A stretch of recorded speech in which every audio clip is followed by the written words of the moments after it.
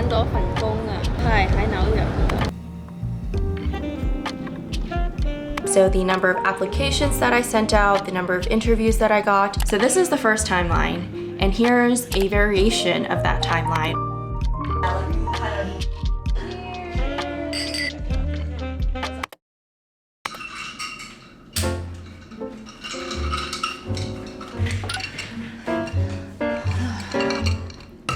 I don't know why, but I'm so nervous right now. And I know this is gonna be a good call, but I'm still like so nervous. Maybe equal parts excited and nervous. They're calling.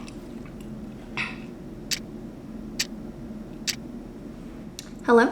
Hi, how are you? I'm good. Thank you so much. I know it's been such a long time coming and I feel like I know you by now, you know?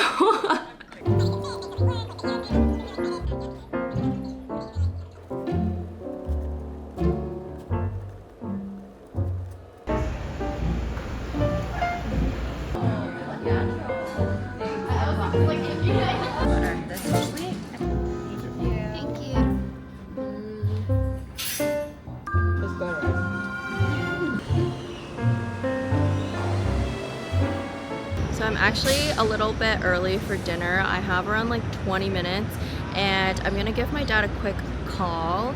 To be honest, for the past like 3 weeks since I came back from Asia, I've been in this like state of anxiety and I was pretty sad because of this whole job situation and uncertainty. It's definitely an internal thing, and because my parents have not been giving me any pressure about finding a new job. They've been so supportive throughout this process, like way more supportive than I actually thought Asian parents would be, to be honest.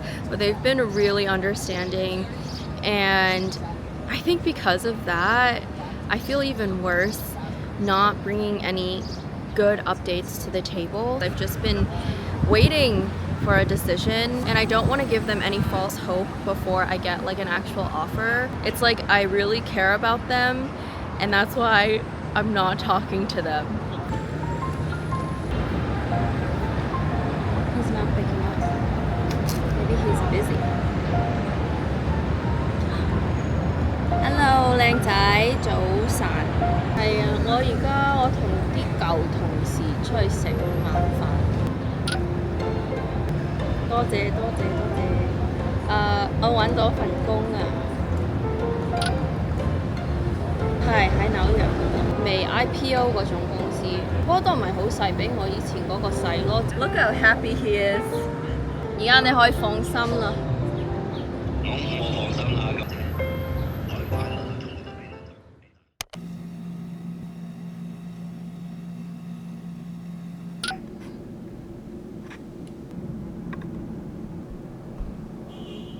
Friends, your girl officially has a job. I signed the offer yesterday and it took around like 5 days to negotiate. We went back and forth around 3 times. The easiest way to negotiate an offer is obviously if you have a competing offer, but I did not have a competing offer, and I still highly encourage everyone to negotiate their offers because you can always bring something to the table to prove your case, like your years of experience, your excitement for the role, but you just need a little bit more for you to feel really excited about joining. And the saying goes, if you don't ask, you don't get it. I think companies do allocate a little bit of budget because they expect candidates to negotiate. Since it's the last episode, I wanted to wrap things up by sharing with you all my job searching stats. So the number of applications that I sent out, the number of interviews that I got. But before that, I want to quickly thank LG for sponsoring this portion of today's video. Today, I'm excited to share something that can make your job search a lot smoother. LG sent me their 2024 LG Gram Pro high performance laptop, and I personally think that this is a great companion for anyone navigating the job market. like it. The LG Gram Pro boasts a 16-inch 120Hz OLED glossy display that's sharp and vibrant. The design of this laptop is impressive. It's actually incredibly light, but also really durable. This laptop is equipped with the Intel Ultra Core processor, optimized for AI computations with its built-in NPU, allowing efficient utilization of various AI features, even without a network connection. This means you get reliable performance whether you're at home or on the move. One of my favorite features is the LG Gram Link. It allows you to conveniently share all the necessary files like your resumes, cover letters, and photos between your phone and laptop, supporting up to 10 devices. It's truly a game changer for keeping all of your job application materials organized and easily accessible. As you all know, I love working at coffee shops, and so I usually carry around a privacy screen. But with the LG Glance, screen privacy is a breeze. It uses AI-based attention sensing and facial detection, so if you step away from your laptop or look away from the screen, it will automatically blur. It can even detect unfamiliar faces looking at your screen, which is a little awkward, but really cool. Finding a job can be challenging, but having the right tools can make all the difference. The LG Gram Pro is more than just a laptop, it's your reliable partner in your job search to help you stay productive, secure, and connected. Make sure to click the link down below in my description box to check it out. Okay, so I moved back to my desk to go over the stats. So for my job search, I sent out 26 applications, and note if there are multiple roles within a company, I actually counted them each individually instead of just counting each unique company. Out of those 26 applications, I received 9 initial HR phone screens. I got 9 official rejection emails, and then for 8 of those applications, I never got a reply. After the 9 phone screens, I moved forward with 8, and I actually dropped 1 because I felt like it wasn't a really good fit for me. Through those 8 interviews, I had 4 that made it to the final rounds. Through that, I got 1 offer, which I accepted, 2 rejections, and the last company actually ghosted me. So basically the recruiter called me and said that I passed the initial interviews and they're gonna wait until a new position opens up for me to go through the final rounds. That was in April and it's July and I still haven't heard from them. Out of these 26 job applications, 8 of them were through referrals, but only 2 of them actually resulted in me getting an interview, and those 2 actually did end up in the final round interview steps. I found all of these jobs on LinkedIn. I would say LinkedIn is my primary source to look for jobs, apply for jobs, and get new job listings. Now moving on to timelines. So in mid-February, I quit my job and sent out my first job application, and I didn't receive my offer until July. So it took me almost 6 months to get a job. Is that a long time? I think it's not a short amount of time. I have heard stories of people recruiting for much longer, and I've also seen people who get jobs quite immediately, like within a month. And it's so easy to compare, especially when you are on LinkedIn all the time, every day, looking for jobs, and you see these updates. And truthfully, around like May/June, I felt really discouraged because I was just beating myself up around, why is it taking me so freaking long to find a job? Is there something wrong with me? Am I just not good enough? And so when I came back from my most recent trip to China, I actually sat myself down and journaled, and I actually wrote down all of the life things that happened since February. So this is the first timeline, and here's a variation of that timeline, which incorporates travel time and downtime as well. So I got my first rejection. This is, I think, job searching episode 5, like a really dramatic one. That was around the beginning to mid-March timeframe. And after that, I had no interviews. It was so dry. I remember just logging onto LinkedIn and there would be no new job postings for weeks. And then for most of April, I took that time off to travel. I had to go back to Vietnam, China, and I also went to LA. And then when I came back from my travels, it took me a little bit to get back on the recruiting grind. So all of May, I was grinding away. I was getting some good progress. And then I had to go back to China in June. I also had a bachelorette party, which was pre-planned. And then when I came back, it was like closing off the cycle before I went on vacation. And thank God, everything worked out well in the end. I wanted to share both of these timelines with you all because Obviously, the first one is the one that everyone is sharing online, but the second one really depicts like what's going on behind the scenes of job searching. It shows the holistic experience where you're not always going to be actively recruiting, even if you want to. Maybe there's not a lot of opportunity out there for you to. And also, while we're job searching, we are living our lives. And throughout these 6 months, I had a lot of life things that happened. And when I was looking at the first timeline, I was being so unkind to myself and being so hard on myself. And then when I mapped out the second timeline, it made me feel a lot better because, you know, I'm living life alongside of finding a job. I know there's a handful of you who have been job searching for quite some time now, and it's so easy to get discouraged. What really helped me gain confidence back and that energy to just see this process through was mapping out this timeline for myself, and I hope you try it out. Maybe it'll help you recognize things that you haven't before. Through this job searching process, I have learned so much, and I really think that I have a lot to share, but I don't want to make this video too long. And to be completely honest, I want to keep this channel more geared towards lifestyle. So I love the current balance of sprinkling some tech content in here, but then also keeping it grounded with some lifestyle, living in New York City, work-life balance stuff.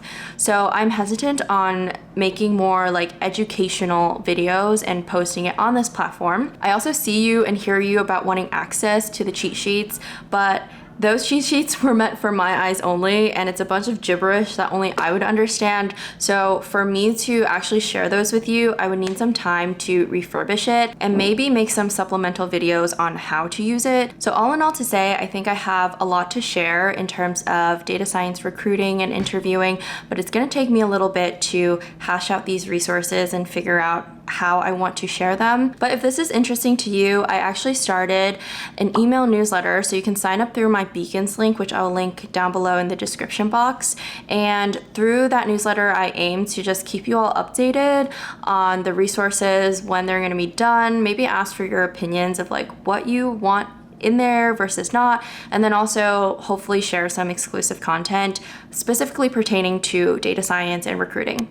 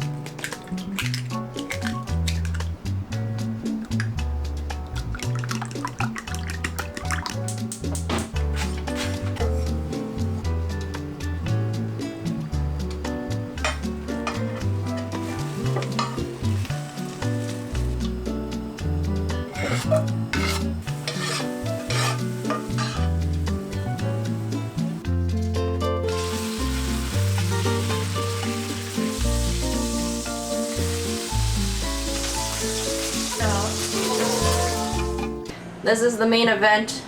The sisters come over quarterly to sift through my closet. What the heck is this? Check this out. This is... How do you wear this? Yeah. 4 holes in it. So you wear it like this. It's like really like emo e-girl kind of. Just show like little chunks of your skin. 性感的，谁要？ I'm not very 性感. I'm too 性感 already. What do you call them? You don't call them chat, right? What do you call them? Hi, YouTube, Julius. Say hey. Hey. Hey. I came wearing this shirt. Okay, so then that way, Julia can't tell me I'm late because, you know, the shirt says I already know. Self-awareness is a skill, and she's not late because she lives here, okay?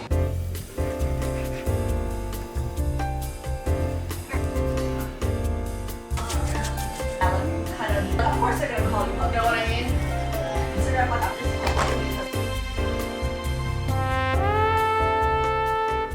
Okay, this is the final spread. So we have some steak with ponzu sauce and garlic chips, rolled egg, avocado slices, and Brussels sprouts with vinaigrette and hot honey because I thought I had vegetables, but I didn't, and that was the only thing I had. And then we also have some corn butter rice. This is my first time at making this. I hope it tastes good. Yay! Thanks for coming. Thanks for cooking. Cheers. Delicious water.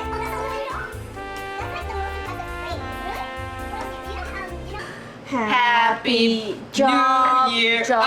New job to you. Happy new job, dear Julia. Happy new job to you. Yeah. Well, thank you, girlies. I appreciate it. Congrats. Thank you.